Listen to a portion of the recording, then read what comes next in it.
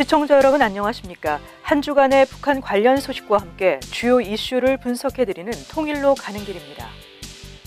북한이 지난 22일 평양국제공항에서 출국 수속을 밟던 한국계 미국인 토니 김, 한국명 김상덕 씨를 억류한 것으로 알려졌습니다. 이미 2명의 미국인을 부당한 이유로 억류하고 있는 북한이 또다시 미국인을 억류하면서 미국 정부를 협박하기 위한 인질 외교에 나서는 것이 아니냐는 우려가 제기되고 있습니다.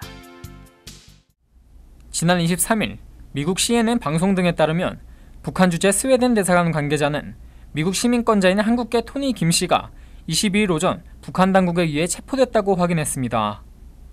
미국은 북한에 대사관이 없어 스웨덴이 현재 북한에서 발생하는 미국 관련 업무를 대행하고 있습니다. 58세인 김 씨는 평양과학기술대학에서 학생들을 가르쳤으며 주로 북한의 산간 지역을 돌아다니며 어린이를 대상으로 한 인도적 지원 활동을 벌였던 것으로 알려졌습니다. 대북 소식통에 따르면 김 씨는 나진, 선봉 지역을 중심으로 인근의 산간 지역 고아원에서 어린이 지원 사업을 벌였다고 합니다. 이 소식통은 김 씨가 북한 당국의 정책에 반하는 행동을 했으니 만무하다며 북한 당국에 조속한 석방을 촉구했습니다. 또한 이 소식통은 김 씨는 남달리 조용하고 진지한 성격의 신앙인이라면서 오랫동안 북한에서 지원 활동을 벌여 자리를 잡았나 싶었는데 갑자기 억류됐다는 소식에 납득이 안 간다고 말했습니다. 북한은 현재까지 김 씨의 체포와 관련한 언급을 하지 않고 있습니다.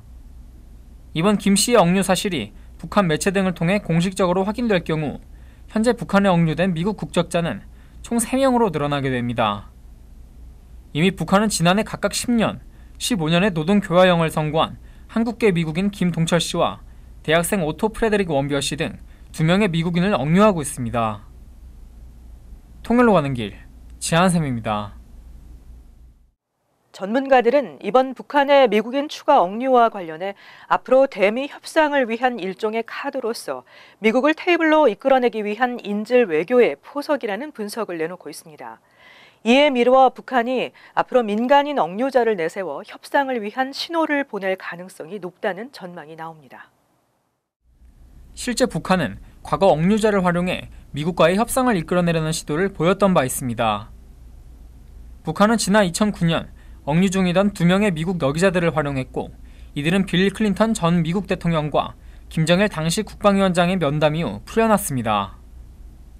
지난 2013년에도 북한은 억류 중이던 한국계 미국인 케네스 배시를 내세워 미국과의 협상에 나섰습니다.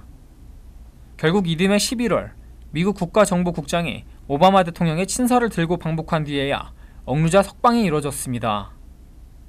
정성장 세종연구소 통일전략연구실장은 24일 북한이 미국과의 대화수단으로 활용하기 위해 미국인을 억류했을 가능성은 충분히 있다며 과거 북한은 미국과 직접 의견을 주고받기 위해 억류 미국인을 활용해왔고 그런 측면에서 대화를 위한 하나의 계기로 삼으려는 의도를 가지고 있다고 볼 수 있다고 말했습니다.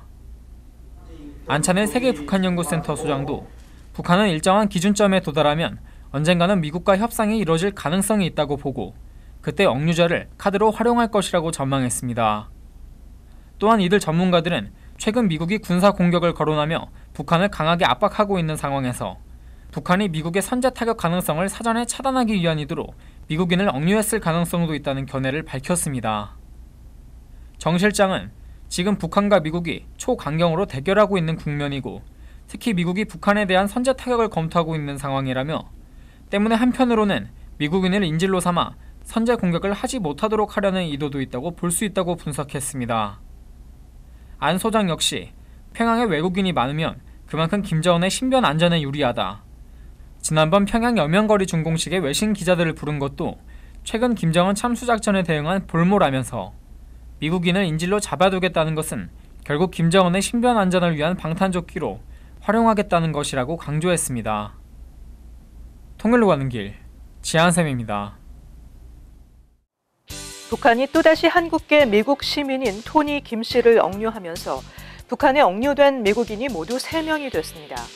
호기심 차원에서 북한을 방문했던 20대 청년 오토 프레데릭 원비어 씨와 목사인 김동철 씨에 이어서 평양 과기대 강의와 봉사활동을 했던 토니 김 씨까지 억류되면서 일반인들의 북한 방문이 얼마나 위험천만한 일인지 다시금 주목을 받고 있습니다. 억류된 지 이미 1년이 훌쩍 넘은 원비어 씨와 김동철 씨는 여전히 석방되지 못하고 북한의 차가운 감방에 갇혀 있습니다. 최근 경제 전문지 포브스는 유용한 바보들이라는 제목의 기고문을 통해서 북한 방문의 문제점을 조목조목 지적했는데요. 첫째, 북한을 방문한 외국인 관광객들은 자신들이 소비하는 모든 돈이 군대와 비밀 경찰, 그리고 핵 개발 프로그램으로 전용된다는 사실을 잊어서는 안 됩니다. 자신도 모르는 사이에 북한의 핵 무기와 미사일 개발을 도와줄 수 있다는 것이죠.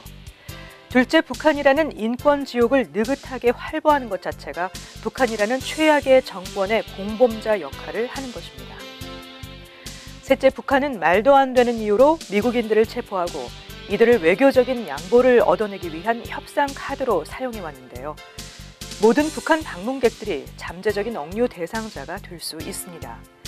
북한 관광이 얼마나 위험하면서도 도덕적으로 비난받을 수 있고 국가에서도 엄청난 외교적 부담을 줄 수 있는 일인지에 대해 다시 한번 생각해 봐야 할 것 같습니다. 통일로 가는 길 오늘 순서를 마칩니다. 시청해 주신 여러분 고맙습니다.